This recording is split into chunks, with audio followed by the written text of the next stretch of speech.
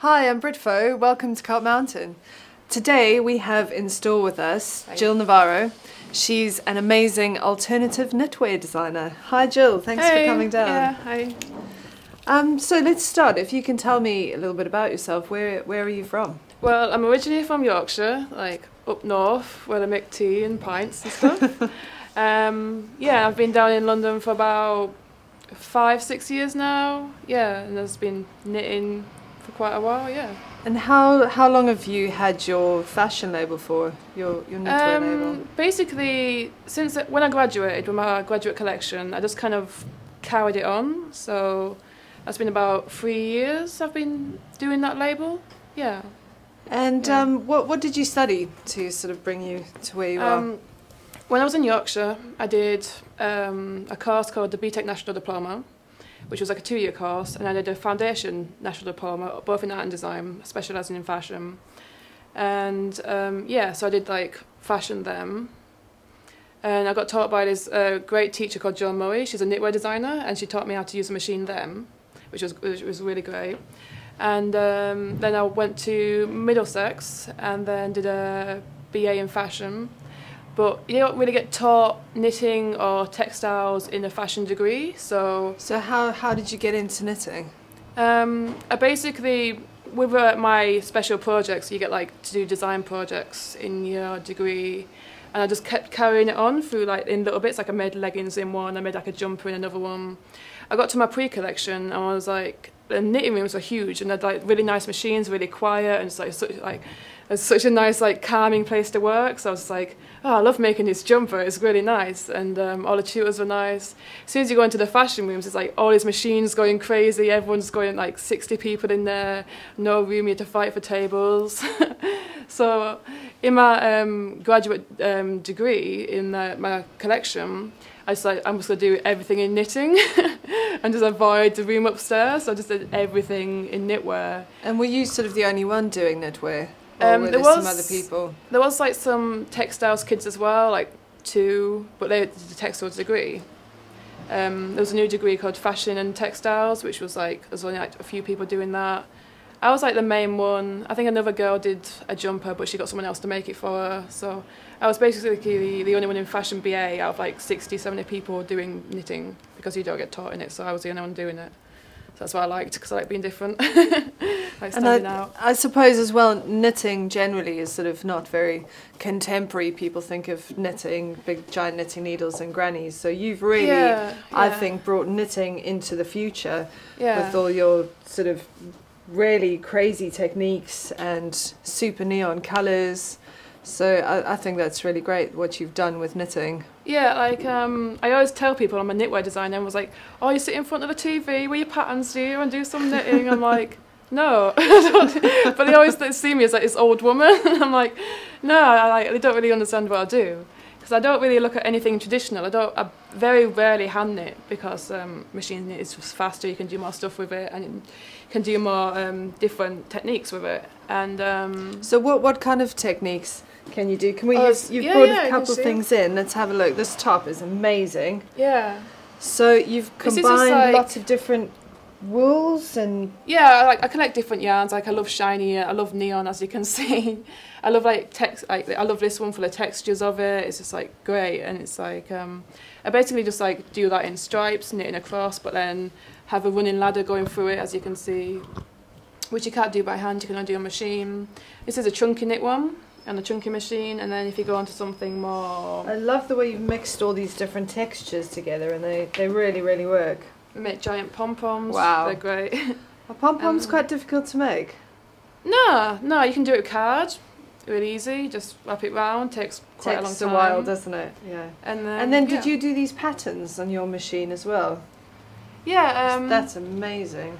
Basically, on my machine I have, you can do like it with a punch card, or you can do it with electronic. I've got an electronic, and you just have to key in the pattern and it will repeat, and you can change the colour yourself, obviously. Wow. And you've got you do words as well? Yeah, I can do any pattern basically, as long as it's like a small size. That's great. So you can do commissions with people's names or something. Yeah, I've done that quite a few times with like band logos or people's names, people's initials, like just like few like just repeating words. I love these. This is from your my space collection. Your space collection. Yeah, my alien collection. She's got Saturn, rings of Saturn, and these alien gloves are amazing in fluoro. Those are beautiful. So you did that on your machine as well? Yeah, it does it automatically. It just repeats and. Wow. Yeah, a great technique. I love it. That's stunning. They're really sturdy as well. I love this one too. Just your eye for colour is incredible. Very contrasting. So, yeah, the pink and green, the fluoro is just beautiful. Like with the ladder running through. Yeah, that's all. Like I don't really plan stuff like that. Like it has a natural size to it, but then anything with ladders, I kind of like just see how it works. I like do it on its own. Like I just kind of keep changing it and switching bits over, and none of this I can really plan. Everything's like a one-off. Like I can never like repeat. So like, everything you make is one-off? Yeah, basically. That's amazing. Yeah. Wow. Especially the ladder stuff, because you can't like really do a ladder twice because it would sort of take ages.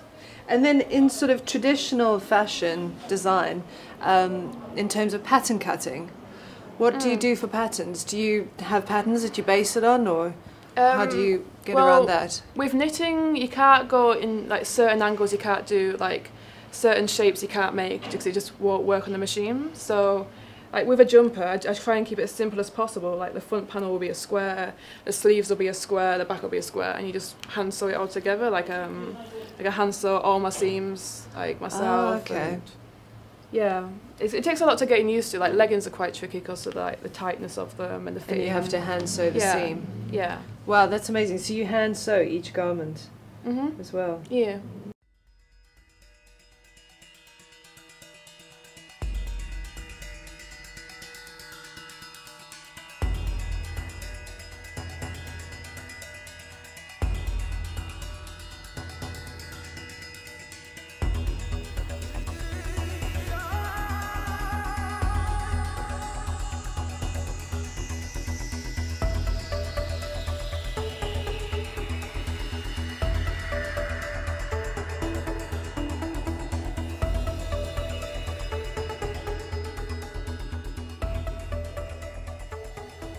So tell me a bit about your inspiration and things sort of that you're into, and what inspires your different collections that you've done.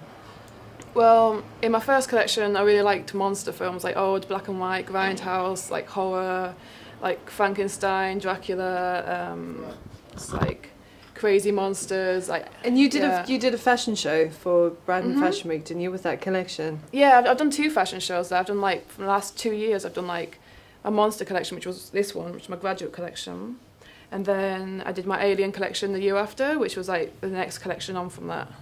Yeah. And tell me about the fashion show, because you have really alternative fashion shows as well. Yeah, the sort of model fun. walking up and down is nothing to do with you.